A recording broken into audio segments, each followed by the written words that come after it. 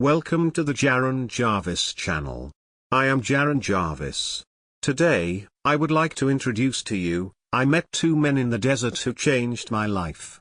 My body was vibrating, each vein worked overtime to contain my boiling blood from bursting out.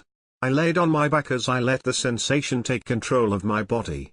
My face was numb, and I couldn't open my eyes. Just a little longer was all I could repeat as my mind contorted into different shades of colors. A wave of nausea hit as I watched the kaleidoscope take effect in my brain, then darkness followed. I awoke to the sound of a motor running as my body gently vibrated against the seat that held my limp body. A warm breeze blew against my skin as I rubbed my eyes. One eyelid opened, then immediately shut. It was so bright out. I opened both eyes, now in a panic as I realized I didn't know where I was. My eyes shot side to side. I was in the back of an old beat-up truck. It took me a second or two to adjust to the light as I rapidly blinked the crust away from my eyes. Cotton poked out of the seat between the rips and tears of the leather. Sweat made my hair stick to my neck as I rolled myself to a seated position. Two men sat in the front seat speaking in Spanish. What were they saying, and where am I? I pulled myself up straight to peek my eyes out of the window. Nothing but dust and flat grounds surrounded us. I looked to the passenger's seat to see a man with a black button-up shirt and cowboy hat on. He was laughing and rambling on in Spanish to the driver. The driver had a blue jean button-up shirt on with a red bandana tied around his neck. I rubbed my eyes and tried to take a few deep breaths. I could feel my heart begin to race and my palms sweat as the reality of the situation sunk in. I must have been kidnapped. The truck puttered across the desert terrain as we drove closer to a small little shack, the kind that has one or two gas pumps and a convenience store attached. The truck swerved into the parking lot and the men got out. Now was my chance to get away. I looked to my left and then to my right. There was nothing in what seemed to be miles away. Where would I run? I would probably just be captured in a matter of minutes if I ran, and then what would they do to me for trying to escape? I sat and thought about what to do as the man in the cowboy hat filled the truck with gas. The man with the cowboy hat hung the pump up, then proceeded towards a payphone. I watched intently as he leaned against the phone booth with the black phone held between his shoulder and ear. The man with the bandana stood beside him, eyes locked on the truck. I had to slip out. Who knew if we would stop again? I unlatched the door and hit my feet to the dust. I ran as far as my legs would carry me into the desert heat. A trail of dust rose behind me, and I turned around to see if they were gaining speed on me. What I saw shocked me. They weren't chasing me. They both stood in the same position as before, just watching me run off into the distance. Although it was hot and desolate, I kept running as far as I could. I imagine that I passed out at some point, either from dehydration or exhaustion, and that's when I woke up in the back of the truck once again. We were back on the road. I tried to mutter a few words. Maybe they knew English. Where are we going? The back of my throat was dry, and it hurt to talk. I must have been out for a long time. The men sat with their eyes straight ahead. The truck drove faster until we were going at least 90 miles per hour on the lost desert road. Dust kicked up behind the truck for what seemed to be at least a mile. My fingers tapped the broken leather seat as my body tensed in anticipation. The only sound that accompanied the three of us was the sound of the tires beating up against the rocky road and the metal doors rattling against the wind. Finally, the guy in the hat spoke up, in English, with an accent that rattled off his tongue. Do you remember how you got here? I scooched to the end of the seat. I had no clue how I got here. I assumed they must have drugged me and were testing me to see if I would be able to report anything to the police. No. Where are you taking me? Both men sat in silence. I was beginning to grow impatient, followed by an anger that needed to be released. This is the worst day. You are monsters. You hear me? Terrible, awful people. The man in the hat spoke once again, as calm as ever. Is it a bad day for you or a good day for you? Spit flung off my lips as I screamed at him. Did you not hear what I just said? Anyone in their right mind would say that it is a bad day when you find yourself in the back of a truck with two strange men. The guy in the bandana started to chime in now. You can either see the good in it or the bad in it. He pointed his stubby finger to the clock on the dash of the truck. It is 1:09 p.m., and you think it is a bad day. Remember that, because that mindset is what got you here. I wasn't amused by the mind games the men were trying to play with me. The fact that they didn't chase me when I ran off made me realize the true depth of the situation I was in. I couldn't escape. We were too far off the beaten path for me to survive the escape. The dehydration and desert sun would take me first. I sat back in my seat and thought about the life I was missing out on as the truck putted along, taking me farther away from my normal. My life should be called a series of misfortunate events. Out of all the bad luck in the world, why did it fall on my shoulders? What did I do wrong in life to deserve all this? This was going to be my senior year of running track, varsity in fact. I was practically promised a scholarship from a prestigious school. Track was everything to me. Then, I tore my meniscus, resulting in knee surgery. Of course, this would put me out for the training I needed to attain my record. Then there was my boyfriend, Justin. We had been dating for a year and a half. That's a long time for a high school relationship, and I truly thought he was going to be the one. He wasn't the smartest, though. For your information, it is stupid to leave your snap maps on when you say you are at home studying. It didn't take me long to track his truck down at the park to find him in the backseat with that girl from biology class. The girl who was prettier than me. To top everything off, my parents grounded me for sneaking out that night. Couldn't they understand why I snuck out? Couldn't they understand that I already had enough of a punishment when I saw Justin with that girl? Now, here I am. This was the worst summer I could ever ask for. I hated my life.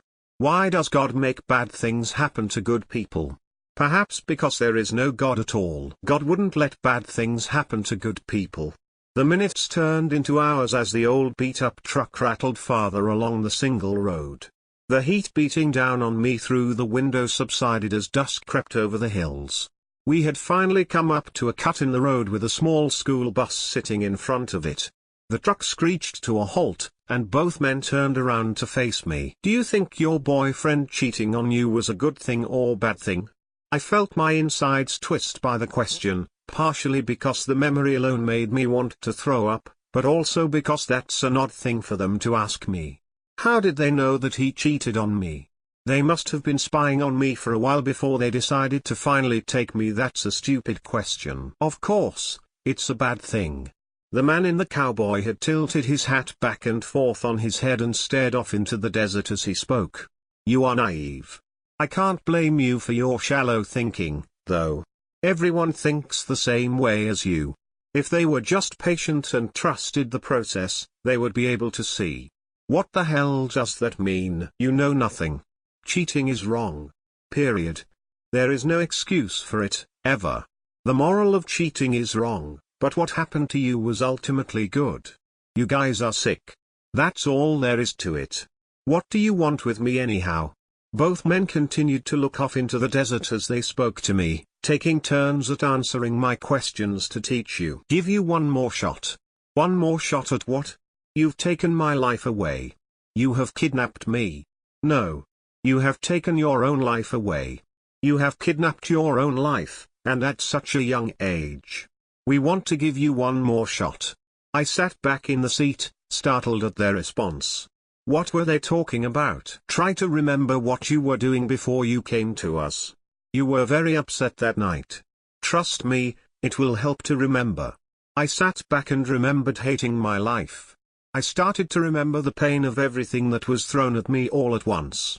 What had I done? I began to cry as I remembered unscrewing the pill bottle and popping each pill in my mouth and chucking it down my throat. The feeling of my face going numb, the distortion of colors and shapes, followed by blackness. I choked out a response in between my sobs. I killed myself. Yes. That is how you ended up with us. So, there is no heaven or hell, or God after all? No, there is.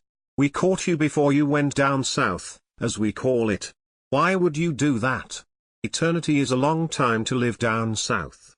We try to catch as many as we can. Some don't learn the lesson and chose to go down south. Others learn, very quickly, and return to Earth for their one last shot. What are you trying to teach me? That what happened to you was good, not bad. You see, it's simple. It's all in how you look at the situation. There's nothing good about finding my boyfriend cheating on me. There was nothing good about me tearing my knee and needing surgery that would put me out of my scholarship. Those are two bad things that you won't be able to convince me otherwise on. I saw the guy in the bandana grip the steering wheel of the truck. The man in the hat was no longer casually looking off into the distance. He was now on the edge of his seat with a stiff gait to his posture. I leaned forward to see what had made them change their stance, and then my blood froze. Off in the desert was a black figure draped in a dark red robe. Long, pointy black horns protruded from the figure's head, and it just stood in the distance, watching us. It had to be at least 10 feet tall. Is that a mirage? Both men kept their eyes locked on the thing for longer than what felt comfortable. Finally, one of them spoke up. No. They don't think you'll change your mindset. They are getting ready to come for you. We don't have too much longer.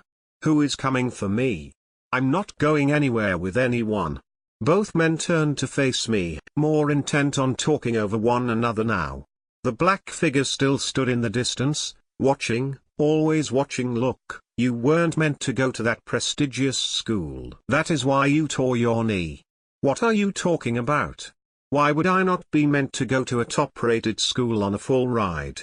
You are meant to go to a small-town school that's 30 minutes away from where your parents live. You'll meet your best friend at that college. Her father will end up sharing the proper connections with you to end up at your dream job. Your dream job is where you'll meet your future husband. He is such a great guy. You'll see why it didn't work out with Justin once you meet this guy. He is your soulmate. Okay. So you're saying Justin isn't the one for me? Yes. Blessings in disguise, as they say. Why does it have to hurt so badly? Why can't it be done in an easier way?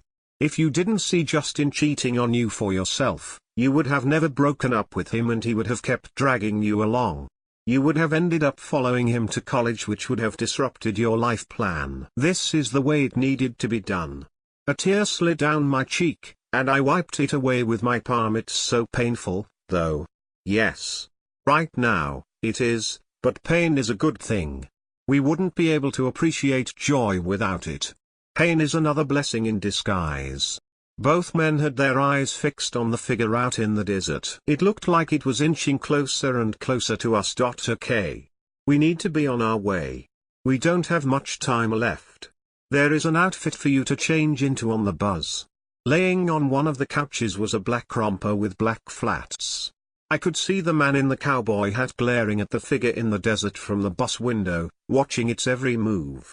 After a few seconds of stalling, the man yelled something in Spanish at the black figure. The figure started to growl. Frightened now, I quickly changed into the outfit. My eyes danced around the bus, taking in all the details that surrounded me. There was a mirror hanging at the end. I examined my new look in the mirror, and for a second, I felt beautiful. I quickly erased those thoughts as the reality of the immediate danger I was in hit me in the stomach like a pile of bricks. The sounds of moans and groans filled my ears, followed by a foul smell. I peeked out the other side of the bus to find myself in a living nightmare. There were 12 different mangled creatures dragging themselves toward me. They looked like spiders with human hands at the end of each leg. On top of the body was a skull that moved as it were conscious, mouth open and groaning in pain. The man in the cowboy hat proceeded up the steps of the bus, his boots clinking as he inched closer and closer to me. Time to go.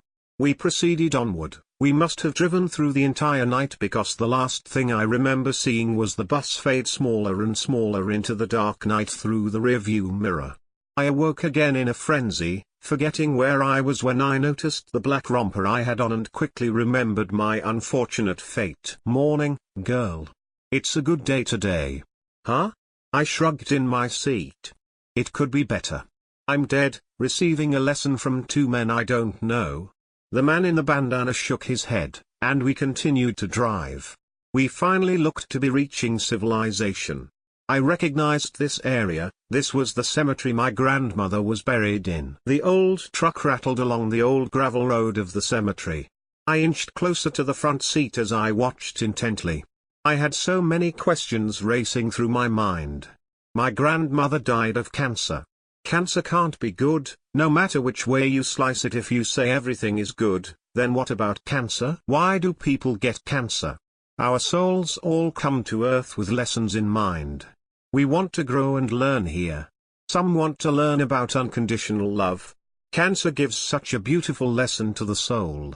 They go through so much pain and suffering, yet they are surrounded by so much love.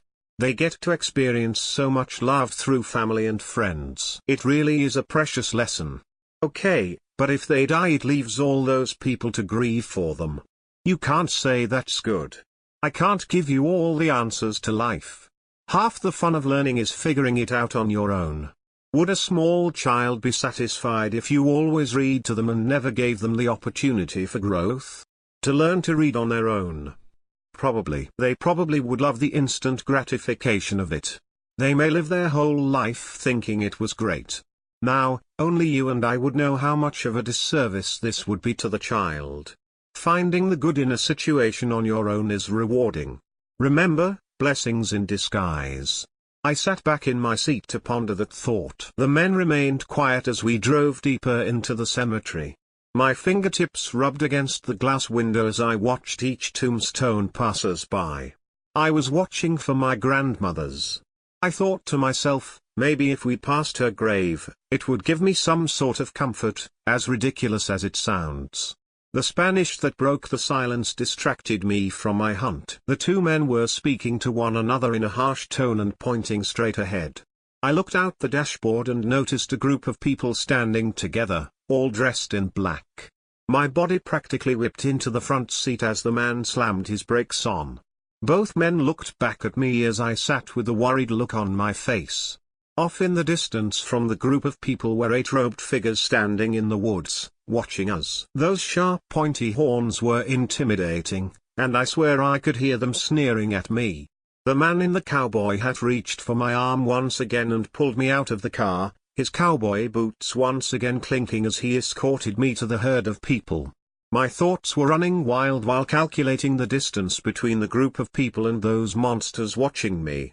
I didn't want to be anywhere near those creatures. Why were we walking closer to them? I hated this. I hated every moment that we inched closer to them. Their evil radiated through the cemetery. Without hesitation, I pulled my arm from the man and dashed off into the field, dodging tombstones as I ran. As I ran for what? I'm not sure. I just wanted to be as far away as possible from those evil beings. My heels kicked off as my bare feet thudded through the mud, grass and gravel. For a few seconds, I pretended that my life was perfect. I pictured myself running my last race, the race before I tore my knee, the race before I discovered Justin cheating, the race before I killed myself. I pictured my parents in the stands, my coach jumping up and down as I crossed the finish line taking first. Then the pain set in. It was sharp and dug through my heart, yanking me to the ground in the process. Things weren't good anymore. They were bad, very bad. Life was out to get me. I wasn't racing towards Justin. I was lying, dead, in a cemetery. That was the truth of the matter. I looked behind me and noticed 3 black shadows that took the figure of wolves standing in front of me, red glaring eyes piercing my soul. A shriek escaped my lips as I sat up and ran backwards, away from the aggressive figures standing before me. They leapt up onto their hind legs and started walking a fast-paced walk towards me. They never once touched me, but I could feel their energy controlling my body from a few feet away. I felt as if I couldn't run in any other direction. Then all at once, I was back in the embrace of the Spanish guys. Each Spanish guy wrapped their hands around my arms and proceeded to walk me up to the crowd in black. I looked behind me as we inched forward. The black figures were standing still in place watching us. Even though we were walking away, I could still feel their presence surrounding me. What are those things? Have you learned nothing, girl? As we got closer to the group, I heard the cries echoing throughout the group. I looked up to the men for an explanation, but they kept a straight look on their face as they stepped closer and closer to the group. The closer we got to the group, the more I could feel what everyone around me was feeling. Heartache, depression, and anger radiated through my soul as we surrounded ourselves with the group in black. Stop. Take me away. Why are we here? I hate this. The men stopped, then let me free. I looked back to them for an explanation of why they had taken me here. The group didn't even seem to notice that I was standing there. The man in the cowboy hat lifted his hat from his head and set it over his heart. The man with the bandana lifted his arm up and pointed. I felt a knot in my stomach as pure fear ran through every bone of my body. These men had brought me to attend my own funeral. Wow! This was real. I knew it was real because I remembered every bit of my decision, but now I was regretting it. What if the men were right? What if I would be happier without Justin and without that scholarship? Those problems seemed so small now. Tears streamed down my face as a flood of different emotions ran through my body. I could hear the groaning noises of the robed figures standing around me now. I looked up and saw over 100 different skeletal beasts surrounding me. I started to scream, then a scythe was lifted above the horned figure's head and brought down on me. I woke up to a beeping noise.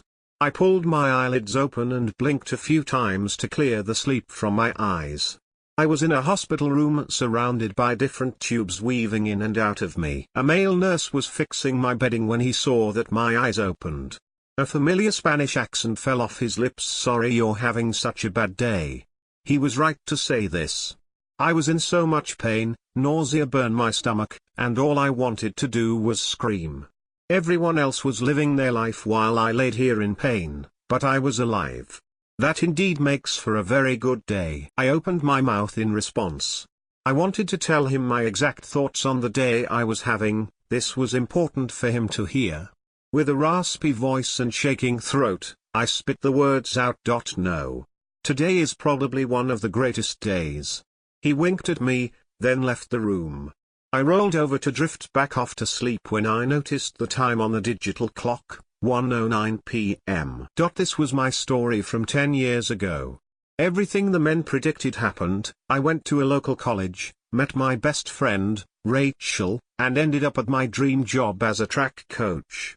You guessed it, all thanks to my friend's dad who was a superintendent for the school district. I then met my husband, Kyle, who was one of the gym teachers in the district. I try to keep a positive outlook on everything that happens to me now. My friends and family think I'm an optimist, which I am, but what they don't realize is that I can still see those sinister horns out of the corner of my eye. They follow me around. When I begin to think the worst, they grow stronger. When anyone around me acts negative, I can practically see the robed figures standing beside me, scythe up in the air. I can see them. I can feel them. I know they are there. They are around everyone including you. If you pay attention, you'll be able to feel them. It's that rotten feeling you have in your stomach when you are in a bad mood.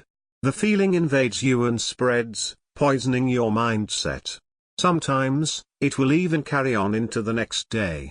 You'll begin to forget what happiness feels like. You'll become so accustomed to the awful feeling that it will become your new normal. I was one of the lucky ones. 2 men in the desert saved my life by teaching me a very valuable lesson. That's why I chose to write this on here. If I can spread the wisdom of these 2 men to at least one other person, to save at least one other person, then that indeed would be a great day. www.briannaappeling.com